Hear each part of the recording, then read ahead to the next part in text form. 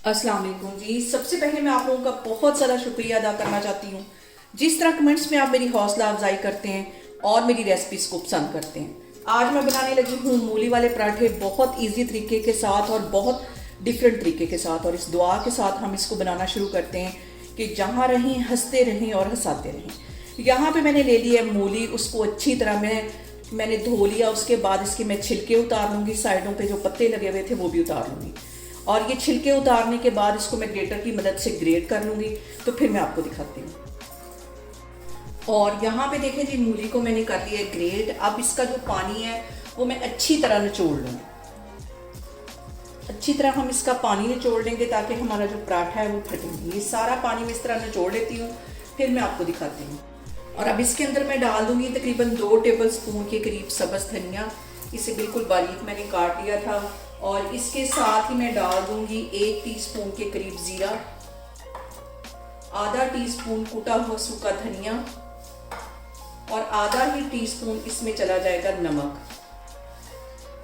और इसके साथ ही 1 टीस्पून इसमें मैं डाल दूंगी कुटी हुई रेड मिर्च। इन सारे मसालों को अच्छी तरह हम कर लेंगे मिक्स।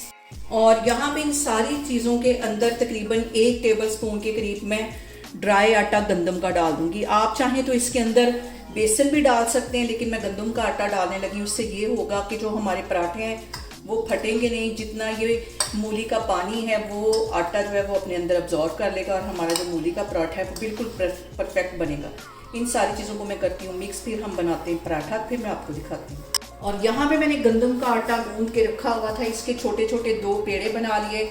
इसके ऊपर मैंने लगा दिया हल्का सा ड्राई आटा और इसको मैं लूँगी बेल।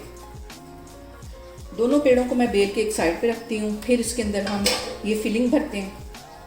और यहाँ पे देखें जी, दोनों पेड़ों को मैंने बेल लिया है। अब इसके अंदर मैं ये मूलियों की जो स्टफिंग है वो रख दूँगी। और दूसरा ये जो मैंने पेड़ा बेल के रखा हुआ है इसके ऊपर इस तरह रख देना, और इसको चारों साइडों से हमने अच्छी तरह दबा देना है।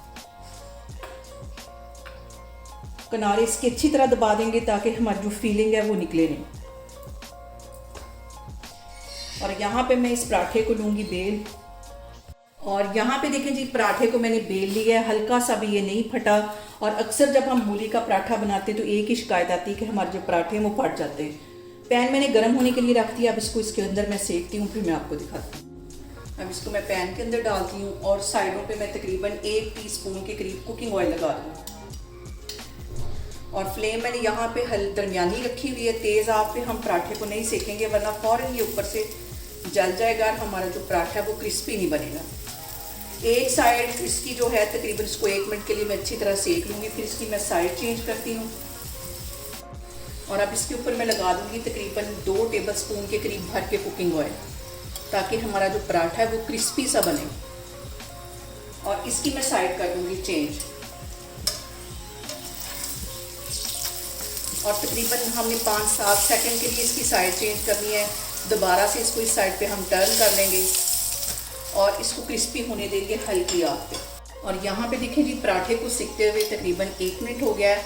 अब इसकी मैं साइड चेंज करती हूँ और इस साइड से देखें हमारा पराठा अच्छा सा क्रिस्पी हो गया। दूसरी साइड को भी इसी तरह मैं सेक लूँगी तकरीबन 1-1.5 मिनट के लिए। और फ्लेम मैंने यहाँ पे लो रखी हुई है।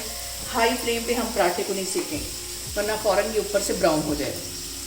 और यहाँ पे देखें जी, पराठे को सिकते हुए तकरीबन 1 से 1.5 मिनट हो गया है। दूसरी साइड इसकी मैं टर्न करती हूँ। दूसरी साइड भी अच्छी तरह क्रिस्पी हो गई है। इसको मैं प्लेट में निकालती हूँ, फिर मैं आपको दिखाती हूँ। और इसके ऊपर मैं लगाऊंगी ज़्यादा सारा मक्खन, जो कि मैंने घर में ही बनाया हुआ है। मूली वाला पराठा मक्खन के साथ बहुत टेस्टी लगता है। और यहाँ पे देखें जी, मज़ेदार सा हमारा मूली वाला पराठा बन के तैयार हो गया है। आप लोग भी इसको लाजमी ट्राई करें और मुझे कमेंट्स में बताएं कि आपको मेरी रेसिपीज़ कैसी लगती हैं।